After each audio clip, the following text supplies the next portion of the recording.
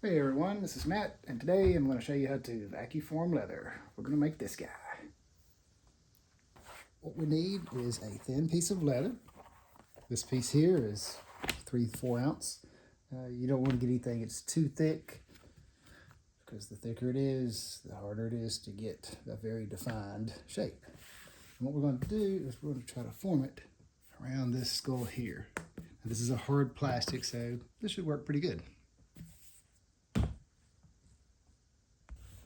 Alright, now the first thing we got to do is get our leather wet. Let's go ahead and submerge this in the water. Just get completely wet. And then we'll just let it sit here for a little while. Let it soak in all that water. Let's get this out of the water. Drain off a little bit of that excess. What we're going to do is we're going to use this Space Saver bag. Once I get this wet leather laid on here, now it's not going to do too much yet. Just going to place it on there somewhere we think looks interesting.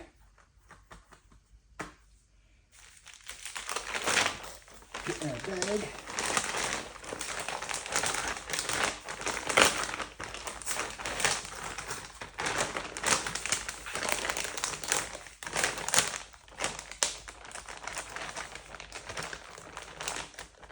I'm going to hook the hose up to it from the wet back and draw the air out. And this should wrap it tightly around the object.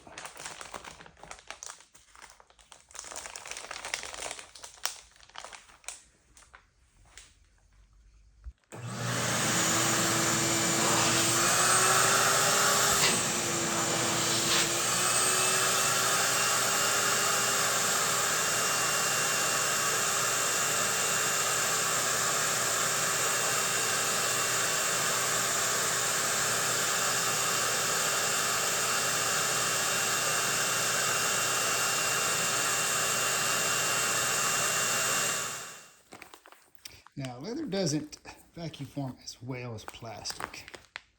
It's not quite as forgiving. You see it bunches up in some areas and stuff. So, but anyway, it's pretty interesting.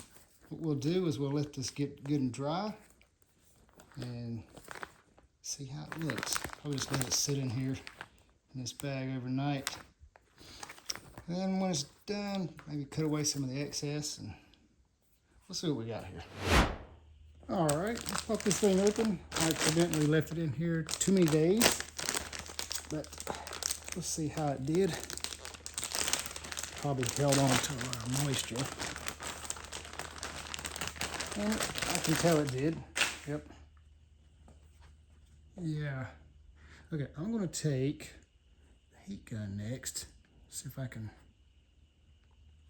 harden this thing a little bit better. Get it completely dried out.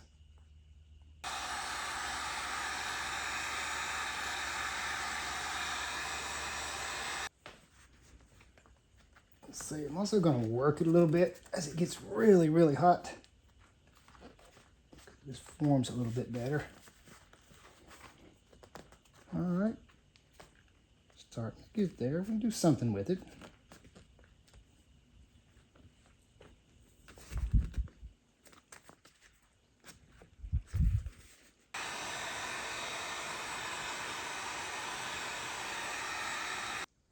Okay, now that's all I need to do with the heat gun. And I'll just let it sit and dry overnight to get completely dried out. Now there's this one little magic window of opportunity you have when the leather is wet and really hot. And you have just a little bit of time that you could sit and play with it. Usually I'll mash areas in.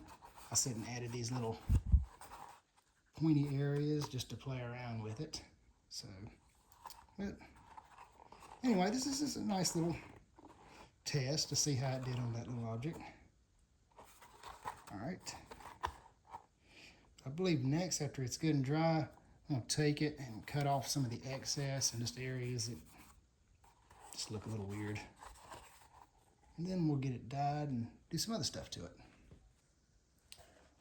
believe now I'm going to draw me some lines, just sort of mark off where I think might look pretty good to make my cuts. And by using this thinner leather, it's actually, I don't know if you can actually cut it pretty good with scissors. So I'll just experiment and see what I can come up with. Starting to look pretty neat.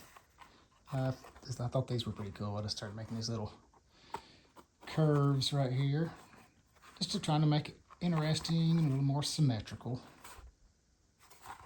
So let's get this thing dyed black and it'll start really looking good.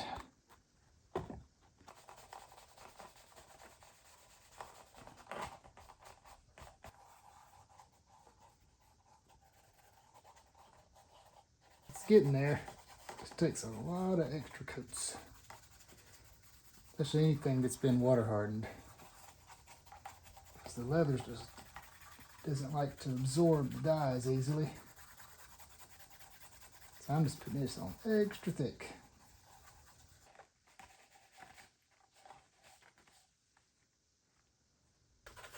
I'm gonna go ahead and get the inside black as well. You know, I know this is just more of a test piece, but anyway, still like doing that. Looking pretty good. After this gets good and dry, we'll take it outside, spray it with some Super Sheen, which will help seal the stain, seal the dye that we did this one in. Just be sure anytime you stain or dye leather that you seal it, because if you don't, it will rub off on things, you get on your hands. It's just the best way to protect it and keep that from happening.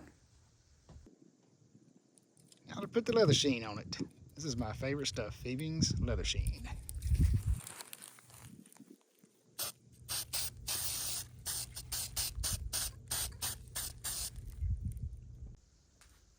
Alright, now here's the finished piece.